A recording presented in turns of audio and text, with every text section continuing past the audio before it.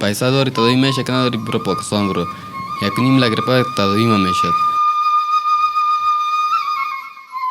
از یعنی کرای خانه زیاد قیمت بود. چند کرا میدادو؟ 2,500 روپیه بود. مریضی خودت چقدر وقت میشه؟ من تقریبا 5 سال شد.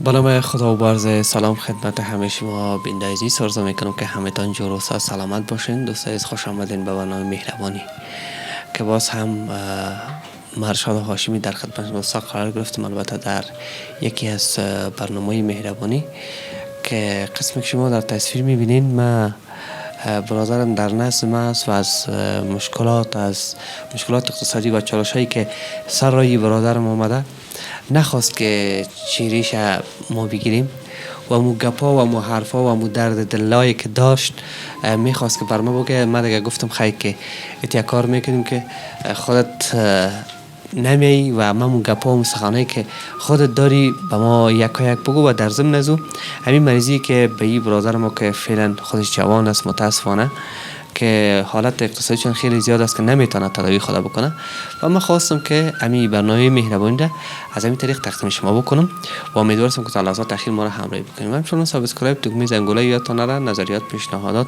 جهت بهبود برنامه شما نوشته بکنین و قسمی که شما دوزین امون رقم برنامه را تقدیمتان خواهد کردیم. و چون در آغاز در تصویر دیدین از زندگی خانواده و از این برادر ما که در اینجا زندگی میکنن. سلام خدمت شما برادر، خوب هستین؟ صحتمند؟ خوب است بخیر جانتان، جور صحتتان خوب است؟ زنده باشین. میشه که در نخست خودم معرفی بکنین نام چی است؟ نام وحیدالله است.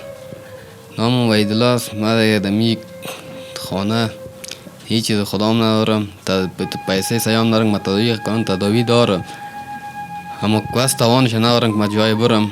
وای جان، سر تداویت میایم. اول از این بر ما بگو که خودت چقدر وقت است که در خانه زندگی میکنی؟ خانه فقط یک دو هفته آمدیم که دیگه خانه کوچ کردم. مرا جواب دادن در خانه. چرا از خانه اینجا آمدی؟ از خانه کوچ کردم. یک ماه کرای خانه شو مونده بود، یاد یک دعا کرد دیگه کرد که دو چی ما بته بل برخه بته بل برخه دو ماه سرم مونده تا حالا آوردیمش که خود بل برخه طویل نکردی. نمی جنجالا بود. من جو کوچ کردم. صاحب خانهش که بیزره بود دعایی بود. مرا گفت اینجا برایم کوچ بارم بیخی بیرون انداخته بود. چی براتون بگویم؟ ما آوردن در خانه را یافت نمی خانه کوچ آمد. خب از یعنی کرای خانه زیاد قیمت بود. چند کرا میدادو؟ 2,500 روپیه بود. فعلا که جو آمدیم 1,000 روپیه کرا میتم. بسیار بالا. امی یک اتاق کرا میتم. 1,000 روپیه کرا میتم. بله. دوستان نازنین واقعا وقتی که در خانه بیاین و وضعیت خانه را اگر ببینین دم 1,000 روپیه نمیارزه، ولی مشکلات اقتصادی سر رای خانواده دامنگیرشان شده و مجبوری است چی کار باید بکنیم. خب وای جان، خودت میشه از کار و بارت بر ما بگویی؟ در ضمن ازو اول بگو چند ساله هستی؟ خودم 25 ساله. 25 ساله است. خودت 25 ساله هستی و از مریضیت بگو که چی مرضی داری، چی تکلیف داری خودت؟ من مرنجیت بودم، مرنجی تبرکلوز. من فقط رفتم شفاخانه جور شدم.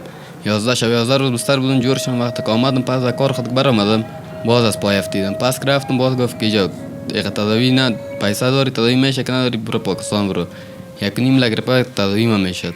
من قبض توان نداشتم، کل چیزایم در خانه ماندگی عکس کل چیزایم است.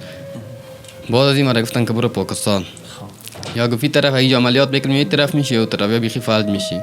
اینجا گفتن اگر عملیات بکنی بکنیم لک افغانی یا این طرف همیشه یا طرف این طرف این اندمی خود افغانستان گفت، همین دکترای میجا گفت در پاکستان مگه بری برات خوب است. که من واسه توان ندارم پاکستان برم، یک ویزا و پاسپورت به من خودتان میفهمید که ما چه وضع رسیده ویزا و پاسپورت دیگه. مشکل است. وای جان خودت جدا از اینکه خودت مریض هستی و پیش دکتر هم رفتی، از خانواده خودت بگو، در خانواده چند نفر هستین شما؟ خانواده یک همشیریم است، 2 برادرم است، 1 مادرم است، 1 خودم است.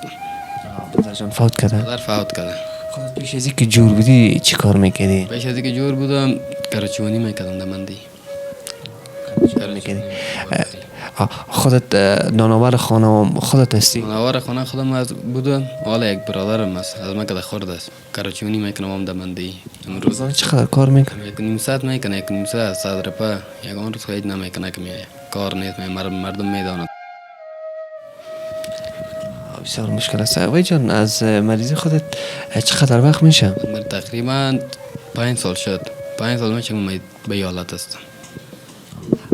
تو پای تو راست دیگه پام این دم چیز نداره؟ دم داره، پنجایم شور میخوره، پنجایم شور میخوره، دراز میشه و صدا که دستم پس کشش میکنم، پنجایم شور میخوره دیگه. تو باید ندارم که ساعت شم دیگه، شیمه ساعت شدن اید ندارم.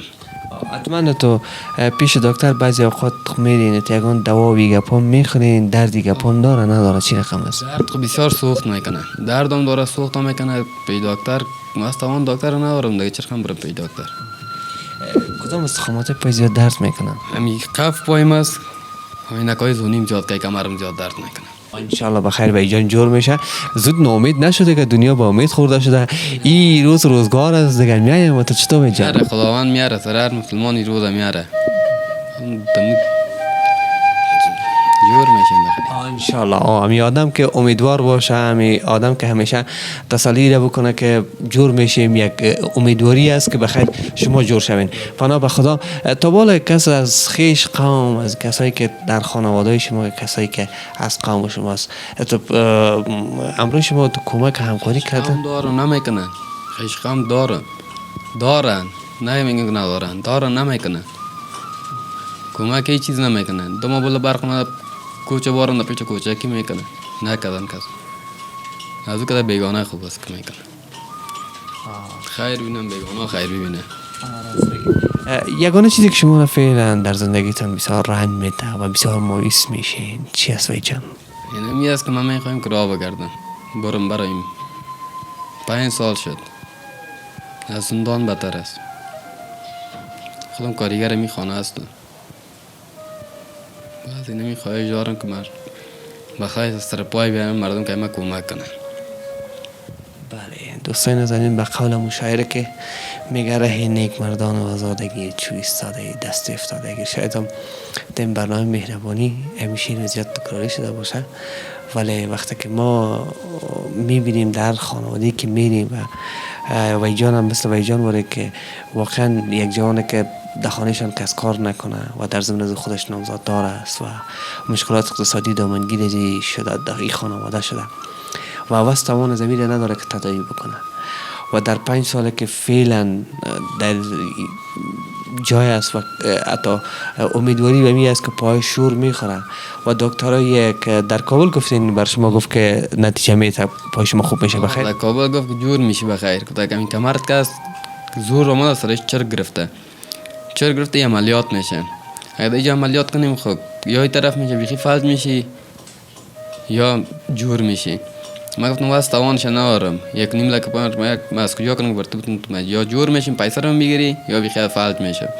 یعنی اگر امی 1.5 لک افغانی فرض بکنیم بر شما پیدا شد، تو در پاکستان اگر برین تماس گرفتین از دوستا پرسان کردین با مشوره دکتر گفتن که در پاکستان شما اگر برین خوب میشین؟ در پاکستان من نتیجه خود روان کرده بودم. دکتر گفت بخیر بیایم اینجا جور میشه، اگه دوا جور میشه، اگه در عملیات شد با میگیم که عملیات جور میشه، یا اینجا میگیم یا جور شی که نشی میگیم برو پس. دوستان نازنین، و وقتی که ما اگر کسایی که بیننده هستن، کسایی که واقعا اگر دوست داشتن که ویجان کمک و همکاری بکنن، به خاطر از اینکه ویجان جوان است و 1.5 لک روپام کسایی که دارا هستن فکر نکنم چیزی باشه. و در حدود اگر ما به دلاری بگیم شاید همو $2000 هم نمیشه. کسایی که بیننده یه برنامه ما هستن و اگر دوست داشتین که ویجان کمک بکنین، همکاری بکنین، شما میتونین که با ویجان تماس بگیرین و همچنان شما کامنت بتین و اگر دوست داشتین که با ویجان دستیاری درست کردین، ویجان منتظر شما است. همونطور است ویجان؟ بله. خدا بزرگ است. انشالله کسایی که بیننده هستن و کسایی که تصمیم دارن که با ویجان کمک بکنن، انشالله امیدواری به می است که بخیر اگر کسی که بخواه واقعا خدمت بکنه و دعا نصیب شه و تمام خانواده ویجان دعایشان بکنه، فقط با ویجان همکاری بکنین. به خاطر از اینکه ویجان برادرکش خورده است و همشیره‌اش است و خودش از کس دیگه نیست که همشان کمک همکاری بکنه. وقتی که در یک خانواده که 2,500 افغانی یک اتاق کرایه داده نتانن و 2 ماه کرایه برق بانه دیگه، از او خانواده دیگه اصلا امید زندگی کردن بسیار با مشکل است. به خاطر از اینکه مشکلات اقتصادی زیاد دارن و کسی نیست که همراهشون کمک همکاری بکنن. اگر از وسط توان ما میشه، خوب است که وقت می است که ما با ویجان کمک بکنیم.